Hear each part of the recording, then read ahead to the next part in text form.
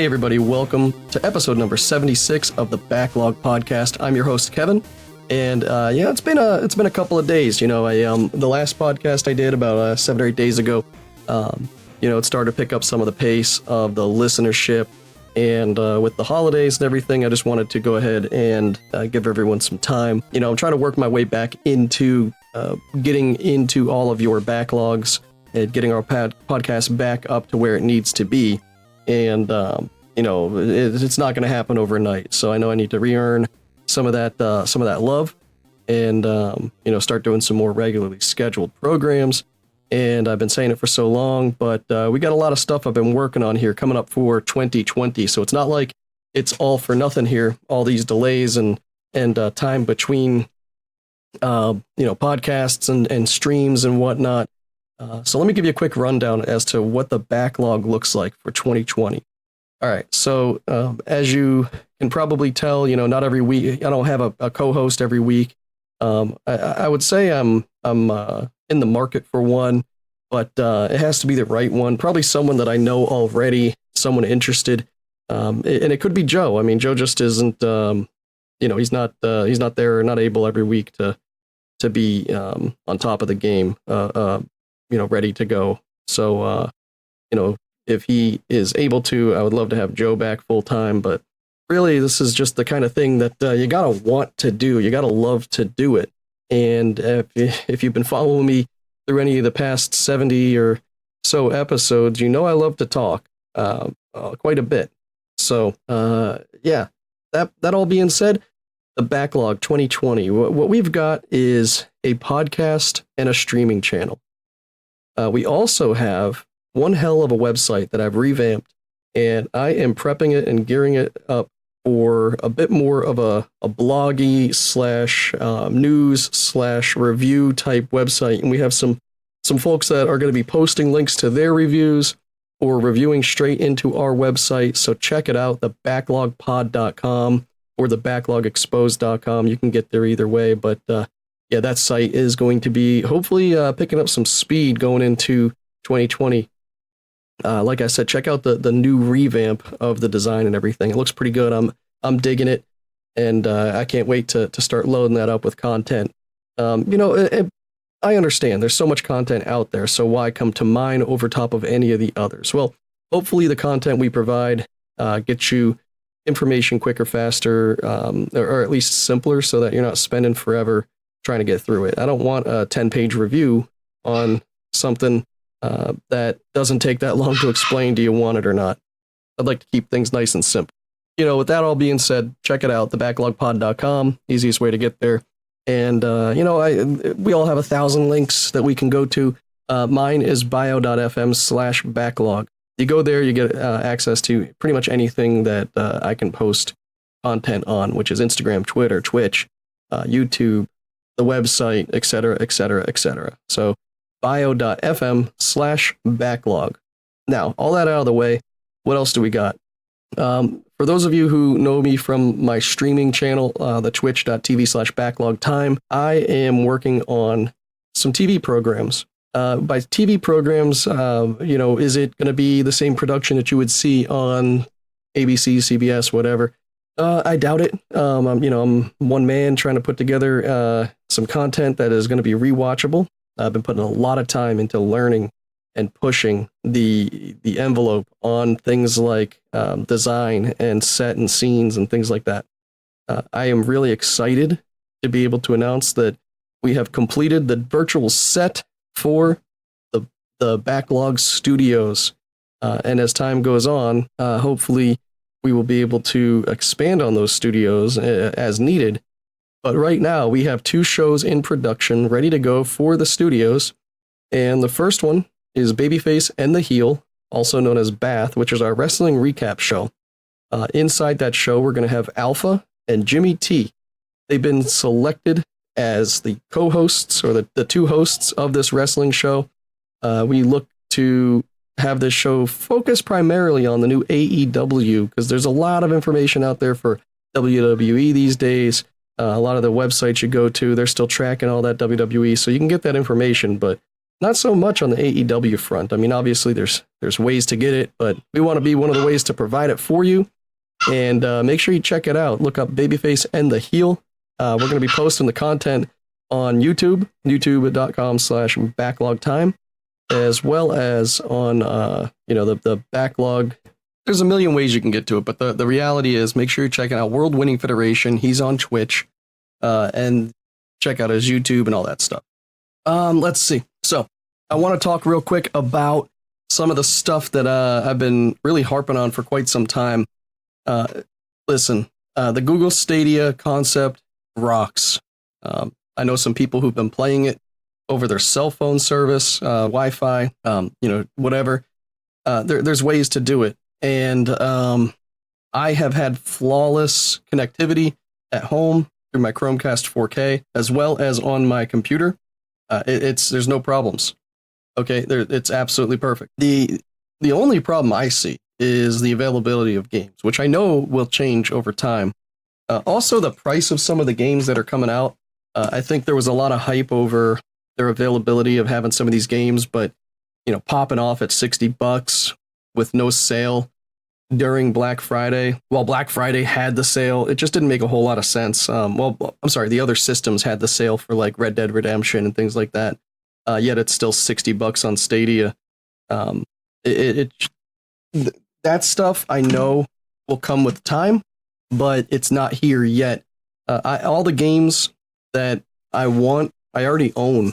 All the games that are on Stadia that there might be one or two, but I'm not going to spend this $60 on it.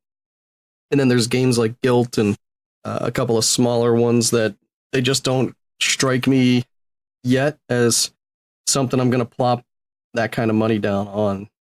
So if I pull it up, let's see. I have Samurai Showdown, which, I like that game. It's pretty decent. It plays very well.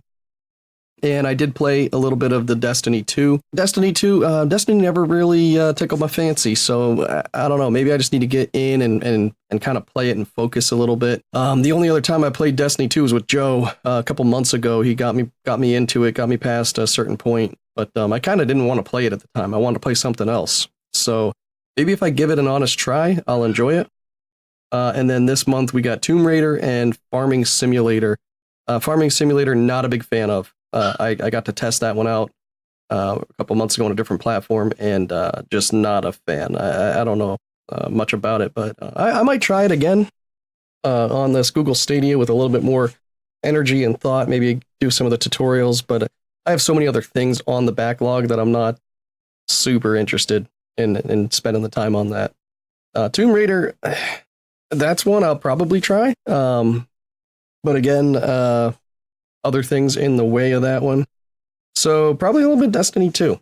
So those are the free games, right? We got Tomb Raider, we got Samurai Showdown, we got obviously the Destiny 2, and then the Farming Simulator. Which brings me to the other tools that are out there right now. With GeForce Now, you got the ability to stream a bunch of games. I mean, pretty much anything from your Stream library or Steam library, or I'm able to play like stuff from my Blizzard library, although like Modern Warfare is not in there, but Overwatch is. So there's a lot of options. There's a lot of things available for the streaming. EA is coming out with their own one, and then I got to talk about this Xbox Game Pass, and Xbox on PC, and Xbox Stream, the streaming service that people are beta testing right now. There's so many games available that outnumber the PlayStation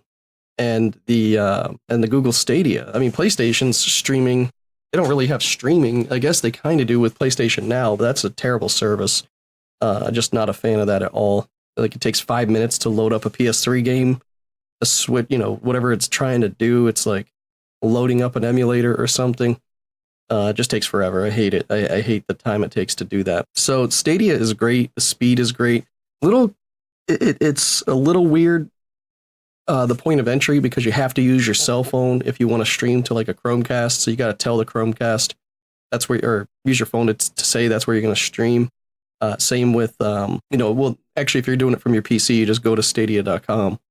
But just a real interesting dynamic with this streaming for a service for games. I really love it. I hope that it continues to flourish. I mean, I know it will, but I really just I prefer it. I prefer the streaming over top of having to get up, even having to download anything. I mean, that's a huge win, and I just hate the fact that companies like Comcast and some of these other ones, they have limits on downloads and the speed. I mean, I'm capped out. I have gigabit internet, but I don't ever really feel like I'm using or being able to utilize it.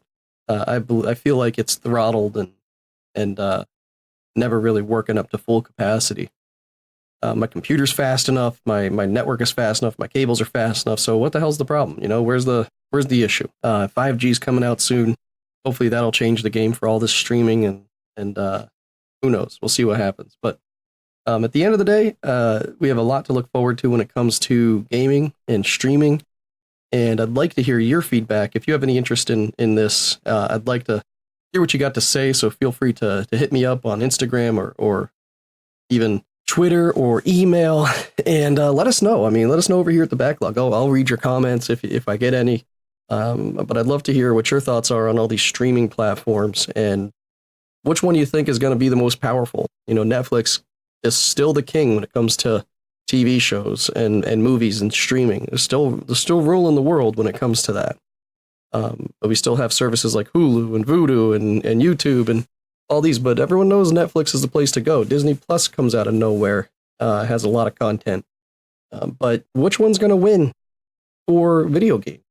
Or is it going to be a scenario where we have to deal with, having 5 or 6 different services if we want to accommodate all of that, getting all the types of games we want and everything. So we'll see.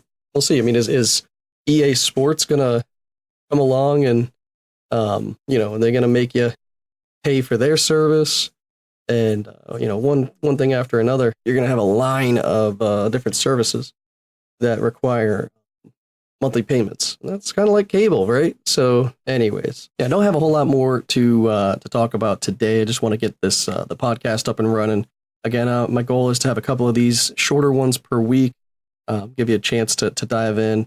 I am going to start getting you with more content that is newsworthy as opposed to just me rambling. I've been saying that we have a lot to talk about, so we do. We're going to hit them with little mini episodes, hopefully like a blog or whatever would be, but this is going to be the verbal version of it. So today we talked Stadia and some of these streaming platforms. I look forward to Stadia coming strong with some additional content. We'll see. Let's see how it goes. I'm also going to I'm going to avoid putting any ads or anything on the next couple of episodes. See if that helps a little bit with driving some of the numbers. I don't really get a whole lot of money off those ads. Pennies on the dollar, man. But they offer them, so I put them up there. Hey, this is Kevin. It has been episode number 76. I appreciate you all. Feedback is warranted. Please share the podcast. Let people know we're out there. And, hope you had a great Thanksgiving. We look forward to the holidays coming up here with Christmas time. And with all of that being said, y'all have a great evening, a great week, and we'll talk to you later.